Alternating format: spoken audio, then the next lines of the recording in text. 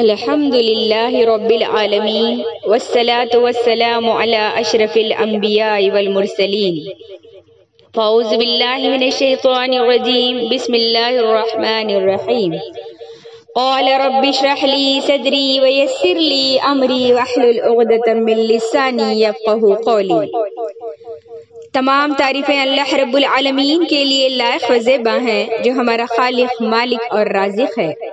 درود سلام ہو نبی محترم و مکرم پر جس پر اللہ رب العالمین نے شریعت کو ختم کر دیا، امت کو ختم کر دیا، کتاب کو ختم کر دیا، نبوت کو ختم کر دیا.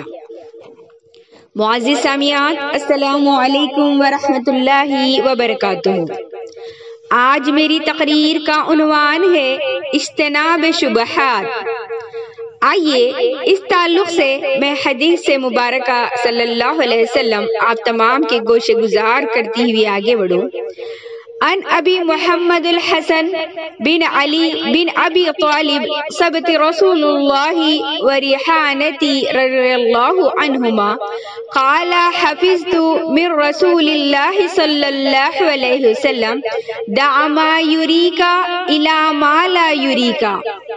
اللہ کے رسول صلی اللہ علیہ وسلم کے نواسے اور آپ کی خوشبو ابو محمد سیدنا حسن بن علی بن ابی طالب رضی اللہ عنہ سے روایت ہے.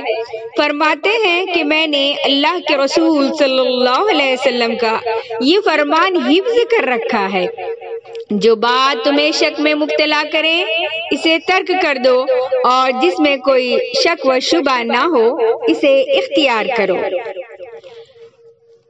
دین میں حلال و حرام کا حکم بالکل واضح ہے، البتہ بعض امور شبہ کی قسم میں سے ہیں جن سے اکثر لوگ ناواقف ہیں.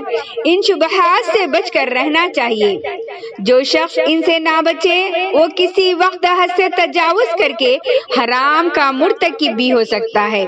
ایسے شخص کو اللہ کے رسول صلی اللہ علیہ وسلم نے اس چرواہے سے تشبیہ دی ہے جو اپنے مویشی سرکاری چراگاہ کے قریب چراتا ہے.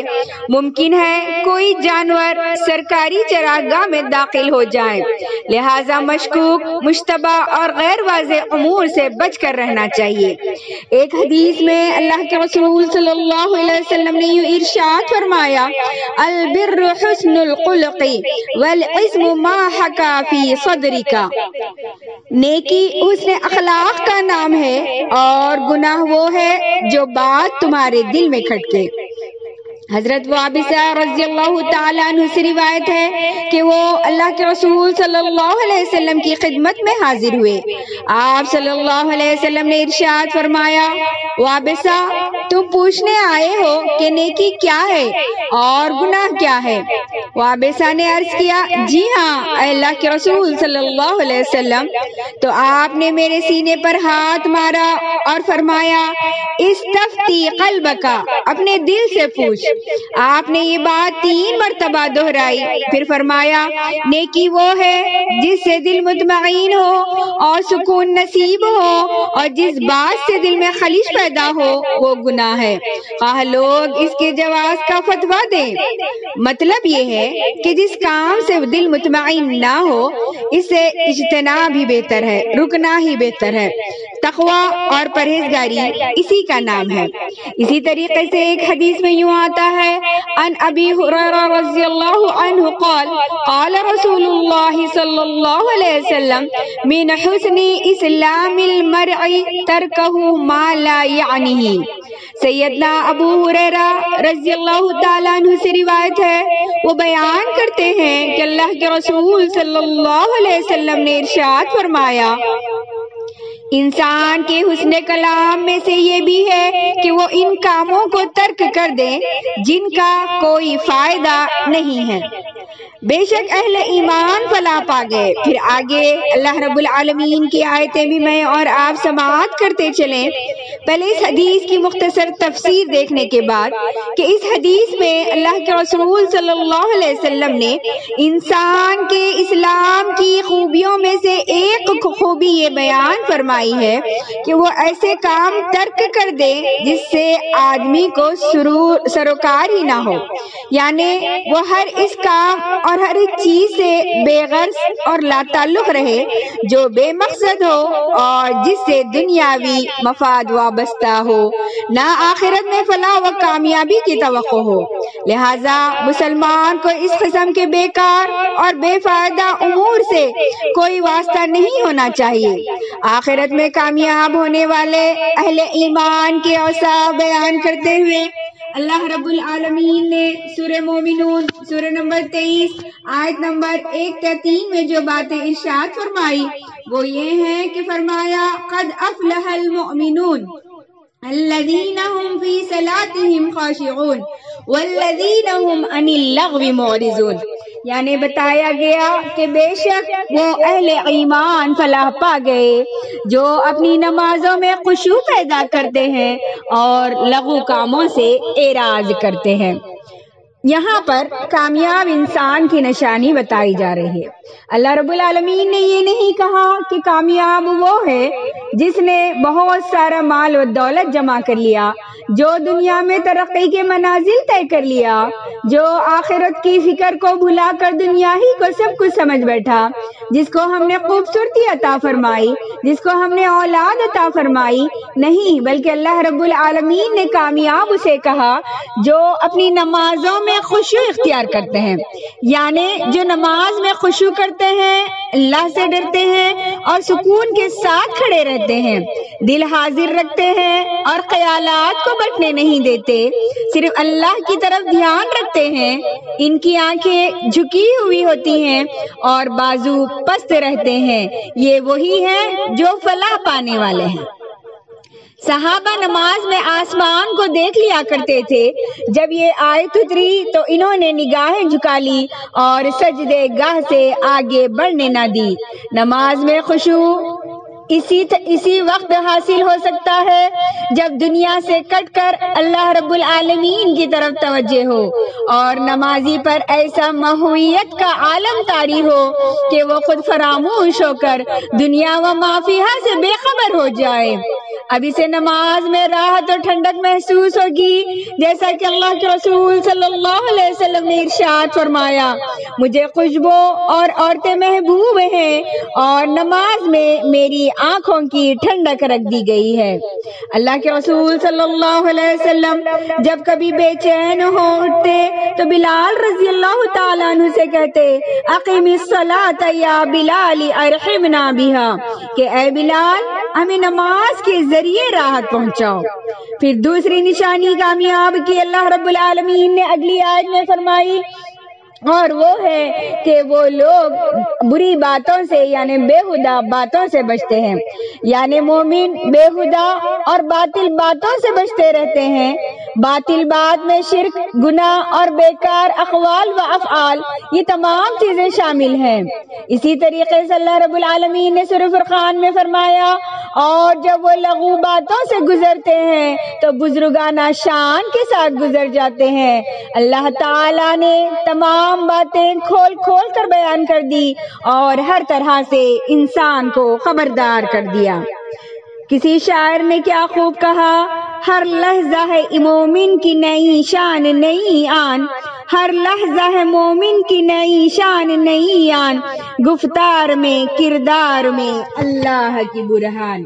یعنی بتایا جا رہا ہے کہ ہم کو لغو باتوں سے بچنا ہے، لہذا ایک مسلمان مومن کو چاہیے کہ وہ بیکار، فضول، بے مقصد اور بےہودہ باتوں سے اور بےہودہ کاموں سے ہمیشہ لا تعلق ہو کر زندگی گزارے، مفید اور مقصد چیزوں سے تعلق رکھے اور غیر متعلقہ امور سے کنارہ کشی اختیاری کر لے۔ یہ حدیث اپنے دامن میں بڑی وسعت اور جامعیت رکھتی ہے، اس میں بیکار اقوال و افعال، لغو گفتگو، بے مقصد مطالعہ، بیکار کھیلے، تاش، شطرنج، پتنگ بازی، کرکٹ اور تمام ایسی مصروفیات و مشاغل آ جاتے ہیں جن سے دینی فائدہ ہوتا ہے اور نہ ہی دنیاوی، بلکہ ایسی محفل میں بیٹھ کر بعض اوقات انسان لاشعوری طور پر کوئی کوئی ایسی بات کہہ جاتا ہے یا کوئی ایسا کام کر بیٹھتا ہے جس کا اسے احساس تک نہیں ہوتا مگر وہ اس کی ہلاکت اور تباہی کا سبب بن سکتا ہے۔ بلال بن حارث مزنی رضی اللہ تعالیٰ عنہ فرماتے ہیں میں نے نبی کریم صلی اللہ علیہ وسلم کو فرماتے ہوئے سنا تم میں سے کوئی شخص اللہ تعالیٰ کی رضا والی کوئی ایسی بات کہہ جاتا ہے اور اسے اس کی عظمت کا احساس تک نہیں ہوتا، اس کی وجہ سے اللہ تعالیٰ قیامت تک اس سے راضی ہو جاتا ہے۔ اسی طرح کوئی آدمی اللہ تعالیٰ کی ناراضی والی بات ایسے کہہ جاتا ہے اور اسے اس کی سنگینی کا احساس بھی نہیں ہوتا مگر اس ایک بات کی وجہ سے اللہ تعالیٰ اس پر قیامت تک ناراض ہو جاتا ہے۔ اس لیے انسان کو بات وغیرہ کرتے ہوئے ازحد محتاط رہنے کی ضرورت ہے، کہیں لاپرواہی اور غفلت کی وجہ سے اللہ رب العالمین کی ناراضی کا نشانہ نہ بن جائے۔ فحش کلامی اور کثرت کلامی وغیرہ بھی کوئی اچھا کام نہیں ہے۔ حدیث میں آتا ہے عن ابی امامہ عن نبی صلی اللہ علیہ وسلم قال الحیاء والعی شعبۃ من الایمان۔ ابو امامہ رضی اللہ تعالیٰ عنہ سے روایت ہے کہ نبی کریم صلی اللہ علیہ وسلم نے ارشاد فرمایا حیا اور عین قلت کلام ایمان کے دو شعبے ہیں، فحش گوئی اور کثرت کلام نفاق کے دو شعبے ہیں۔ امام ترمذی رحمت اللہ علیہ رقم تراز ہیں کہ عی کا مفہوم کم گوئی اور قلت کلام ہے۔ فحش گوئی کو کہتے ہیں کہ فحش گوئی سے رکنا چاہیے، اور یہاں بیان بھی ہو رہا ہے مراد کثرت کلام ہے، یعنی زیادہ باتوں سے انسان کو اجتناب کرنا چاہیے۔ ایک انسان خصوصاً مسلمان کی پوری زندگی اللہ تعالی کی طرف سے امانت ہے۔